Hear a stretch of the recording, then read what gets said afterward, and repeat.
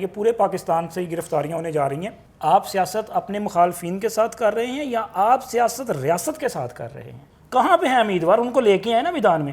اب 9 حلقوں میں جی میں اکیلا ہی لڑوں گا، کیوں؟ ہزاروں خواہشیں ایسی کہ ہر خواہش پہ دم نکلے، بہت نکلے میرے ارماں پھر بھی کم نکلے۔ السلام علیکم ناظرین، ایمرا نیوز کے ساتھ میں ہوں آپ کی میزبان عطیہ جلال۔ آج ہم بات کریں گے تحریک انصاف کی معافی اور نئی سیاسی ڈیولپمنٹ پر۔ اسی کے لیے ہمارے ساتھ موجود ہیں شکیل ملک صاحب، ان سے بات کرتے ہیں۔ السلام علیکم سر۔ وعلیکم السلام جی، کیسے ہیں آپ؟ میں ٹھیک ہوں، اللہ کا بڑا احسان۔ اچھا سر، یہ بات کریں گے ہم تحریک انصاف کی معافی وغیرہ کے سلسلے میں، لیکن بعد میں پہلے آپ بتائیں وہ کون سی بات تھی جو بھی تھوڑی دیر پہلے آپ بات کر رہے تھے جی، گرفتاریاں ہونے والی ہیں بہت بڑی بڑی، وہ کیا تھی؟ وہ آپ میرے پروگرام میں بتائیں۔ نہیں، وہ بریکنگ نیوز ہے، تو میں سوچ رہا تھا کہ جیسے میں اپنا ویلاگ کرتا ہوں تو اس میں شیئر کروں۔ نہیں، آپ ابھی شیئر کریں۔ ابھی شیئر کر دیں تو چلیں۔ عمران خان صاحب جو ہیں ان کے لیے یہ مزید پریشانی کا باعث بننے جا رہا ہے کہ ان کی پارٹی کے جو اہم رہنما ہیں ان کی گرفتاریاں ہونے جا رہی ہیں۔ گرفتاریاں کچھ اس طرح سے ہے، آپ کے علم میں ہے کہ یہ جو ممنوعہ فنڈنگ یا فان فنڈنگ کیس کا فیصلہ آیا ہے اس میں بہت سارے لوگوں کے نام آئے ہیں جن کے نام پہ یہ مختلف وہ بے نامی اکاؤنٹس جو ہیں وہ آپریٹ ہوتے رہے ہیں۔ تو ان لوگوں کو نوٹسز جاری کیے گئے ہیں ایف آئی اے کی جانب سے، جن میں ملازمین کے نام ہیں ان کو بھی نوٹس جاری کیے گئے ہیں، ان کی بیانات قلم بند کیے گئے ہیں۔ اور اس میں ابھی تک جو بڑا نوٹس جاری ہوا ہے جو آپ کے ساتھ میں شیئر کر دیتا ہوں، وہ ہے اسد کیسر صاحب جو کہ سابق اسپیکر قومی اسمبلی ہیں۔ ان کو بھی ایف آئی اے پشاور کی جانب سے جو ہے وہ ایک نوٹس بھیج دیا گیا اور محبت نامے میں ان کو کہا گیا جی آپ ذرا آئیں اور آ کے بتائیں کہ آپ کے نام پہ بھی شاید کوئی 2 اکاؤنٹ ہیں جو آپریٹ ہوتے رہے ہیں، تو کہاں گیا پھر یہ پیسہ اور کہاں پہ لگاتے رہے ہیں اور کیوں آتے رہے ہیں اور کہاں کہاں سے آپ نے لیے ہیں اور ان کو کیا فائدہ پہنچایا گیا ہے۔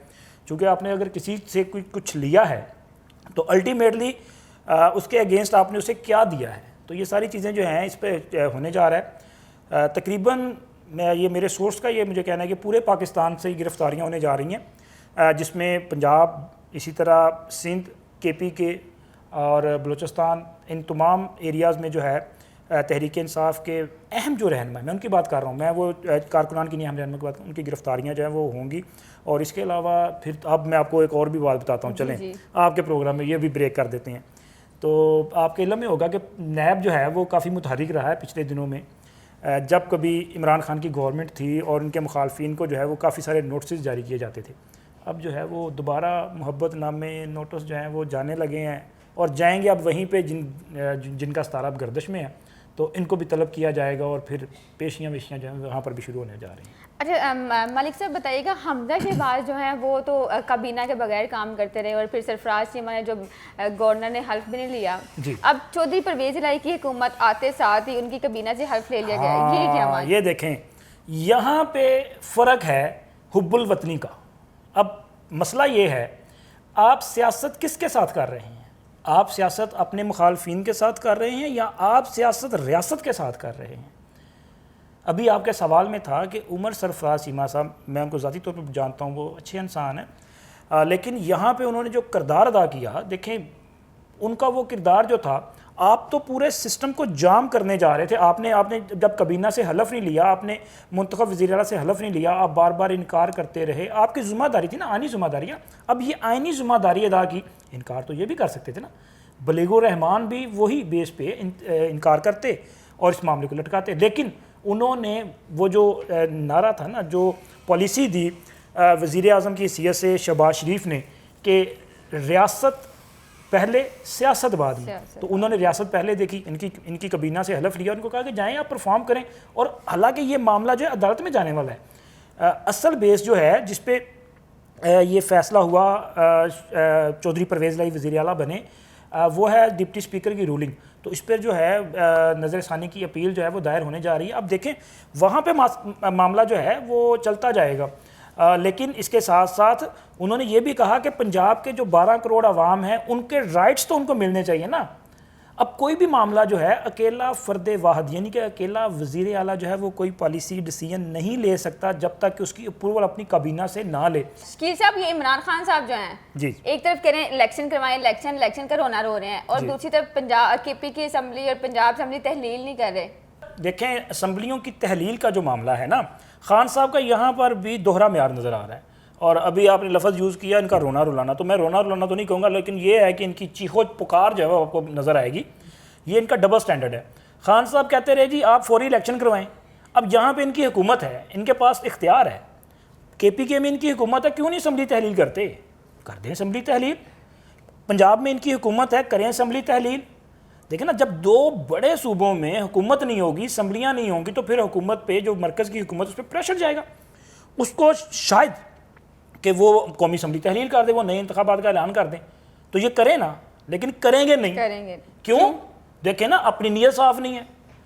اپنا تو ان کا ماشاءاللہ وہ کچھ ہے ہی صاف نہیں نا بابا. سب کچھ تو بس سب کس میں کریں, کہیں جھوٹ ہے, کہیں کرپشن ہے, کہیں کچھ ہے. یہ کریں اس پہ, یہ اس پہ کر کے آئیں, لے کے آئیں اپنی اسمبلی تحریر کریں. لیکن کیوں نہیں کر رہے, یہ میں آپ کو بتاتا ہوں. اصل مسئلہ کیا ہے, ان کو خوف یہ ہے کہ جس طرح ان کے انہوں نے مرحلہ وار استعفے منظور کرنے شروع کیے ہیں, ٹھیک ہے, اسی طرح یہ یہاں پہ یہ نہ کر دیں کہ یہاں پہ صرف 2 اسمبلیوں کے انتخابات ہو جائیں اور قومی اسمبلی اور سندھ اسمبلی, بلوچستان اسمبلی پھر رہ جائے, تو یہ جو کرنا چاہ رہے ہیں وہ بھی نہ ہو اور یہ ایکسپوز بھی ہو جائیں. تو یہ ان کو خوف ہے. بیسیکلی یہ ڈرے ہوئے ہیں, خوف زدہ ہیں, لیکن یہ ڈرانے کی کوشش کر رہے ہیں. تو میرا نہیں خیال کہ اب ان کا یہ معاملہ چلے گا. یہ جیسے جیسے وقت گزرتا جائے گا ایکسپوز بھی ہوں گے اور یہ بری طرح سے لوگوں کے سامنے جو ہے وہ آتے جائیں گے. شجی صاحب, پی ٹی آئی کے جو اراکین ہیں وہ تو استعفے دے چکے ہیں, ایک طرف استعفے ہو گئے, دوسری طرف معافی مانگ رہے ہیں. یہ کیا معاملہ ہے؟ یہ بڑا انٹرسٹنگ معاملہ ہے. اب دیکھیں, پی ٹی آئی والے جو ہیں وہ استعفے دے رہے ہیں, ان کے استعفے جو ہیں مرحلہ وار منظور ہو رہے ہیں, ٹھیک ہے. اس پہ بھی کہہ رہے ہیں جی مرحلہ وار کیوں کر رہے ہیں, سب کو اکٹھے کرو. بھی آپ کے ملازم ہیں, جس طرح یہ کہتے ہیں نا آپ کے ملازم, بھی آپ کے ملازم ہیں, آپ کے غلام ہیں, کہ آپ کی مرضی مانیں گے. نہیں مانتے مرضی, قانون ان کو اجازت دیتا ہے تو وہ اپنی مرضی سے کر رہے ہیں. وہ 11 لوگوں کے انہوں نے ایکسیپٹ کیے ہیں استعفے, 11 12 15 لوگوں کے اور آنے والے ہیں. پھر ان کے بائی الیکشن ہوں گے. تو یہ جو معافی والا معاملہ ہے نا, اب دیکھیں وہاں پر تقریباً مجموعی طور پہ 4 ایسے لوگ ہیں جنہوں نے نہ تو وہ اسمبلی جوائن کر رہے ہیں اور نہ ہی انہوں نے استعفے دیے ہیں. وہ 4 لوگ, ان میں سے ایک ہیں سابق چیئرمین سینٹ بھی ہیں اور سابق نگران وزیر اعظم بھی رہے ہیں, میاں محمد سومرو صاحب, جو کہ سندھ جیکب آباد سے تحریک انصاف کے رکن قومی اسمبلی ہیں. تو انہوں نے ایک تحریری معافی نامہ جو ہے اسپیکر قومی اسمبلی کو بھجوایا ہے کہ جی میں اپنے حلقے میں بلدیاتی انتخابات کے معاملے میں مصروف ہوں, تو میں نہیں آ پا رہا, لہٰذا میری حاضری معافی کی درخواست کو قبول کر لیا جائے. اور اس سے پہلے جو میں نے بغیر کسی تحریری درخواست کے حاضری کی ہے تو اس کو مجھے معافی دے دی جائے. مسئلہ یہ ہوا کہ اسپیکر نے جو کہا, اس نے کہا جی 4 لوگ ہیں جن میں ایک میاں محمد سومرو صاحب ہے, اسی طرح ان میں غلام محمد لالی صاحب ہیں جو کہ چنیوٹ سے ہیں, غلام بی بی بھروانا ہیں جو کہ جھنگ سے ہیں, اور اسی طرح ایک کے پی کے مانسیرا سے ان کے رکن اسمبلی ہیں صالح محمد خان. تو ان 4 لوگوں کے حوالے سے انہوں نے کہا تھا کہ اگر یہ نہیں آتے تو پھر ان کے خلاف کارروائی شروع کی جائے گی, ان کو ڈی سیٹ کر دیا جائے گا. یعنی کہ ان کے بھی استعفے نہ ہونے کے باوجود بھی, چونکہ نیا قانون بن چکا ہے, یہ ڈی سیٹ ہو سکتے تھے, تو انہوں نے اپنی سیٹیں بچانے کے لیے کیا.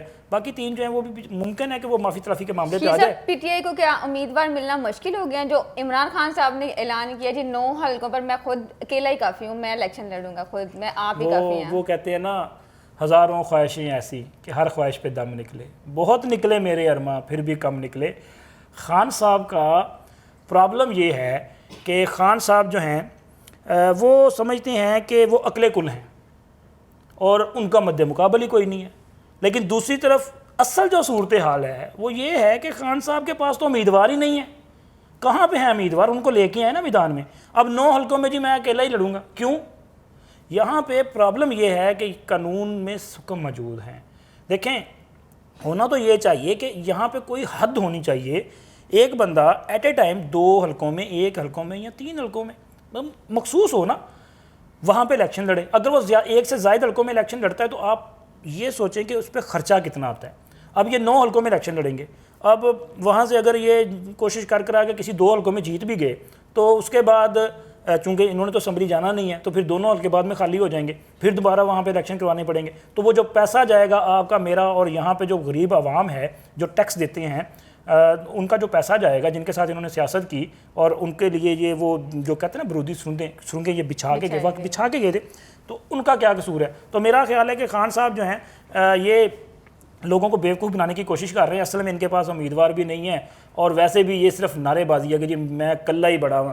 اگر آپ اکیلے کافی ہوتے تو پھر یہ چیخو پکار جو چل رہی ہے نا وہ اس طرح سے نہ ہوتی. آپ جب استعفے دیے ہیں تو ہمت کرو نا, توڑو اسمبلیاں اور آؤ میدان تاکہ سب کو پتہ چلے کہ کیا ہونا ہے کیا نہیں. ڈر بھی ہے کہ حکومت گئی تو کہتے پھڑے نہ جائیے. اب دیکھیں نا, انہوں نے لانگ مارچ لے کے آنا تھا, کہاں پہ جا کے چھپے تھے؟ پشاور میں. تو وہاں سے جی میں لانگ مارچ لے کے آؤں گا, آپ بنی گالا بیٹھے رہتے بنی گالا. اب بھی ہمت کریں اور معاملات کو جو ہے وہ آگے لے کے چلیں. تو باقی میرا تو یہی خیال ہے کہ ان کے پاس شاید امیدوار نہیں ہے، اس لیے یہ فیصلہ کرنے جا رہے ہیں۔ جی شکیل صاحب بہت شکریہ آپ کا، اسی کے ساتھ مجھے دیجیے اجازت، اللہ حافظ۔